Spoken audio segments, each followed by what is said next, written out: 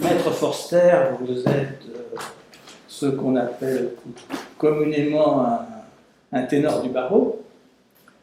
On va peut-être commencer par les auteurs, peut-être. Donc, quel est le rôle de l'avocat pénaliste quand il suit un auteur de viol?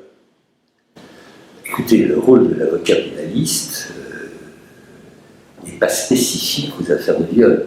Bien sûr.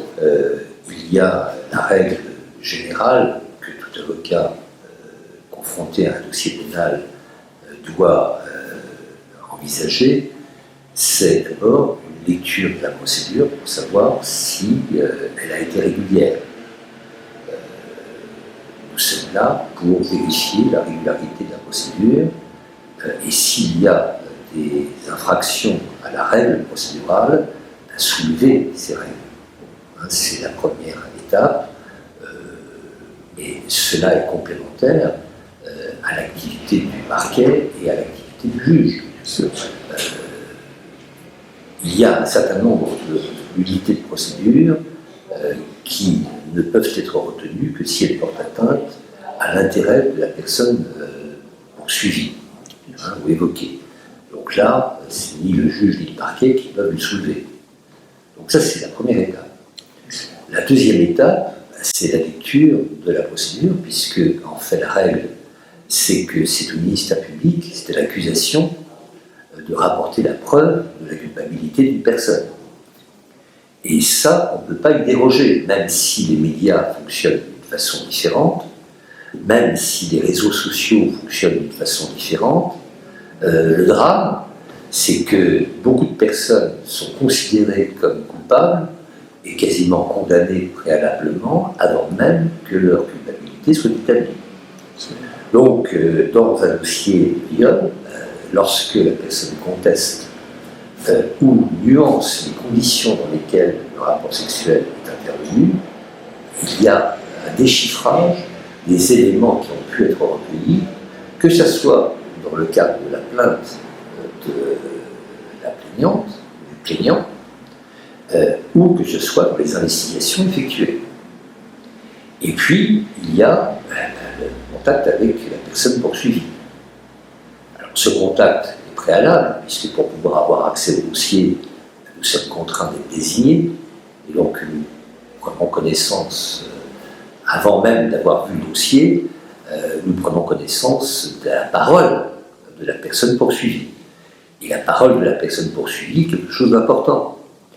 Elle est importante d'abord pour nous ressentir la façon dont ces déclarations seront perçues par les enquêteurs, par les magistrats, mais aussi pour essayer de percevoir les failles de sa position.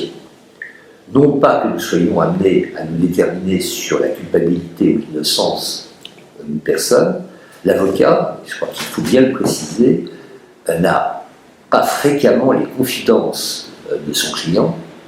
La personne ne vous dit pas qu'elle est innocente ou coupable, mais elle prend une position par rapport aux faits pour lesquels elle est poursuivie. Elle peut dire qu'elle est innocente, ce n'est pas à nous d'avoir à démontrer qu'il ne l'est pas. Mais ce qui est important, c'est que nous nous confrontions aux accusations qui sont portées, aux éléments qui sont retenus, pour qu'il puisse de lui-même, et puis éventuellement sur notre conseil, déterminer la conduite qui sera la sienne dans les dépositions qu'il va faire. C'est extrêmement délicat, parce que vous avez des personnes qui sont dans le déni, non pas que nous supposions qu'ils soient coupables, mais les éléments de la procédure peuvent parfaitement montrer qu'il est pour le moins, en tout cas, attrait dans une poursuite qui n'est pas illusoire. Prenons comme exemple le fait qu'on ait trouvé son ADN après analyse de la victime. Alors, il est certain que s'il dit qu'il n'a eu aucun rapport, qu'il n'a eu aucune relation, c'est un peu délicat, donc nous sommes bien contraints de lui expliquer. Ce n'est pas toujours simple, parce que vous avez certaines personnes qui disent que l'ADN a été truqué, que l'ADN a été transmis, Dans certains cas, il peut y avoir une pollution que nous n'avons pas à écarter, hein, parce que tout dépend du type d'ADN qui a été relevé. Si c'est du sperme, il est certain que là, c'est plus délicat, mais quand c'est un autre type d'ADN, un autre support, il est évident que nous sommes obligés d'analyser et de prévoir toutes les hypothèses possibles. Et puis, les confronter. Vous entourez de conseils, de médecins légistes Non, pas nécessairement, non. Avec un peu d'expérience, je veux dire, on a une sorte d'auto-formation à laquelle on se soumet. L'avocat qui n'est pas en formation permanente par rapport à lui-même déroge à ses obligations, que ce soit dans le domaine biologique, que ce soit dans le domaine balistique, que ce soit dans le domaine psychologique, psychiatrique. Alors, nous ne sommes pas des experts, mais il est certain qu'il faut que nous puissions déchiffrer ce que les experts et ce que les enquêteurs sont amenés à collecter. Donc c'est ça, si vous voulez, la spécialité de l'avocat pénaliste, c'est d'avoir une approche aussi complète que possible de la procédure, et puis de la transmettre à la personne poursuivie, pour qu'il puisse déterminer la position qu'il va prendre, et lui expliquer que s'il est en situation de délégation totale par rapport à des faits qui sont établis, les conséquences sont qu'il est difficile à ce moment-là d'expliquer les conditions du passage à l'acte et d'obtenir une individualisation de la sanction. Comment individualiser la sanction d'une personne qui dit qu'elle est innocente? Donc moi j'ai l'habitude de dire, même aux personnes que je défends, que la vérité est un droit de la défense.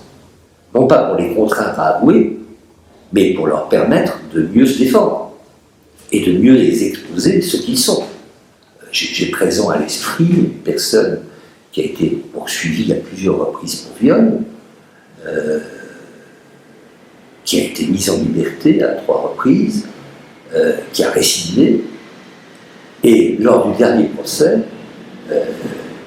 lorsque les 3 affaires sont venues en même temps, nous avons appris par lui, et également par ses sœurs, qu'il avait été victime d'agression quand il était jeune.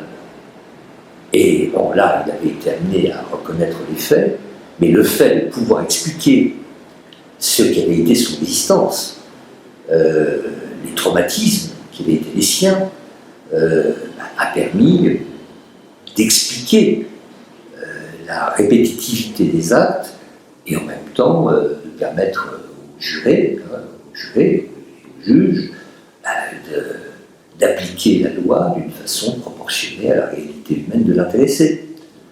C'est pas l'avocat qui juge. Hein. Souvent on dit l'avocat obtenu à l'acquittement. C'est vrai que parfois on obtient des acquittements par la démonstration que l'on a développée, mais c'est la cour d'assises qui acquitte.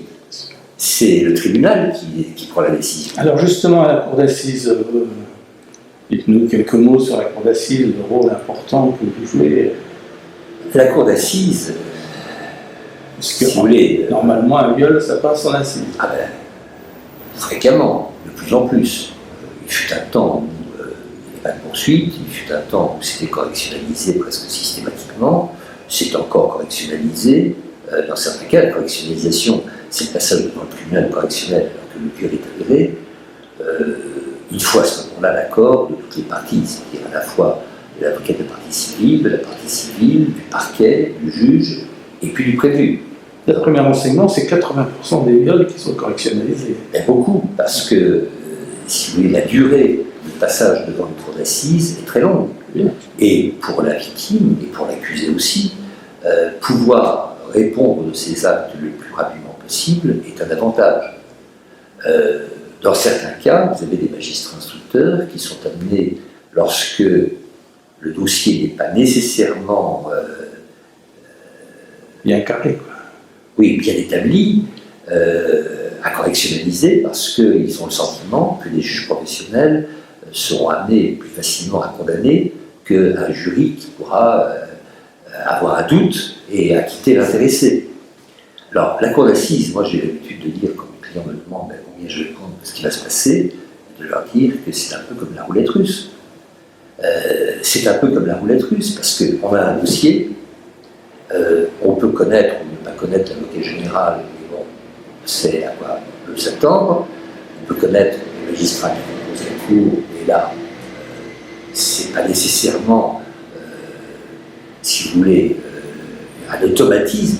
Un magistrat qui peut être extrêmement modéré peut condamner, un magistrat sévère peut être amené à acquitter ou à appliquer la loi en fonction d'éléments subjectifs qui vont dans le sens plutôt d'une modération qu'une trop lourde sanction. Donc en réalité, la cour d'assises est quelque chose de tout à fait imprévisible, avec le fait que certains présidents de cour d'assises orientent et ont une présence vis-à-vis des jurés qui leur en imposent et peuvent être amenés à orienter la décision d'une cour d'assises. C'est pas être désagréable à l'égard des magistrats, c'est leur propre conviction. Ils peuvent vouloir transmettre leur propre conviction et la présence qui est la leur, leur caractère imposant, est quelque chose qui est une donnée qui n'est pas nécessairement choisie. Il faut relire le texte de Gide sur son expérience en tant que juré, qui date d'avant-guerre, à l'époque où les magistrats ne siégeaient pas dans le délibéré et où ils mettent en exergue l'influence que le président peut avoir sur les jurés. Donc tout ça, ce sont des données dont l'avocat doit tenir compte. Et puis il y a tout ce qui se passe pendant l'audience. Vous avez des accusés qui passent bien parce qu'ils ont une certaine chaleur humaine, ils peuvent susciter une certaine sympathie. Ce ne sont pas forcément les moins coupables. Et puis vous avez des gens qui sont très réactifs,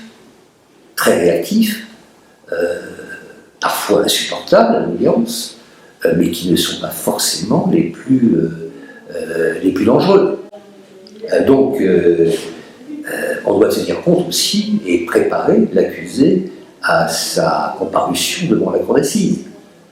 Parce qu'il y a cette subjectivité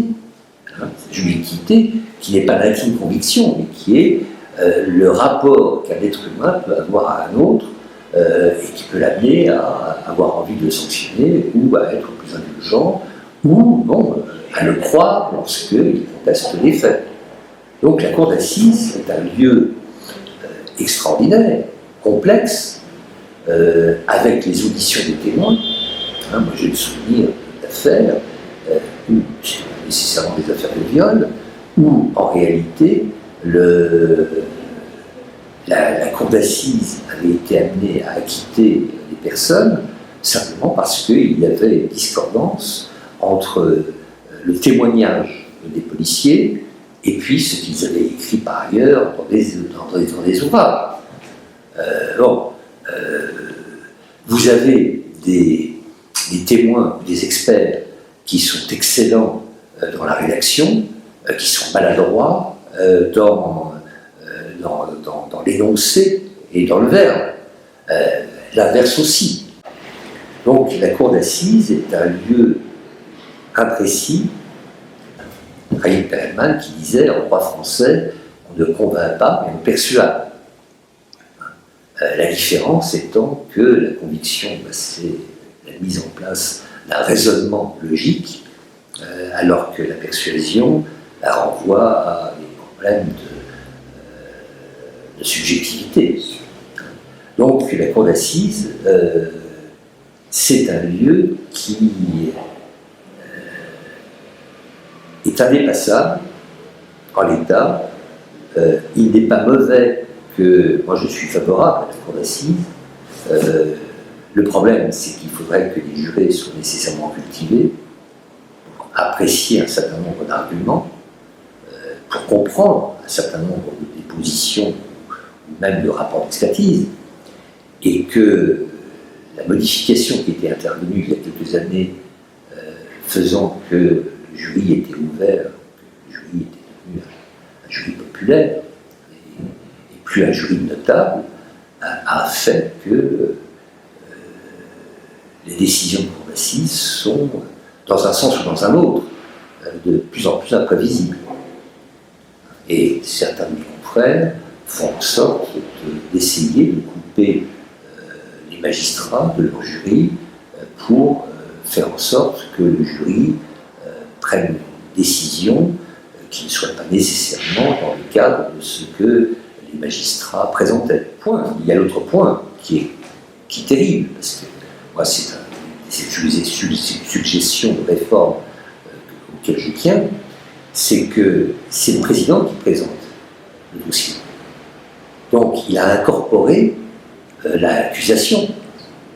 Je serais favorable à ce que ce soit le parquet qui présente l'accusation, puisque c'est lui la personne poursuivante. Et que le juge, le président, reste arbitre, et que la défense réponde à l'accusation en fonction des arguments qui sont les siens. Sinon, on se retrouve avec, je dirais, la meilleure volonté, parfois, des magistrats. Hein, c'est pas leur éthique, c'est pas leur honnêteté qui est en cause. Mais ils sont imprégnés d'un dossier qui est un dossier qui a été renvoyé devant une cour d'assises et donc qui est un dossier accusatoire. Et en l'occurrence, les questions s'orientent souvent dans le cadre des reproches et des charges qui peuvent reposer contre la personne poursuivie et ne sont pas forcément une tentative de démonstration de l'innocence de la personne.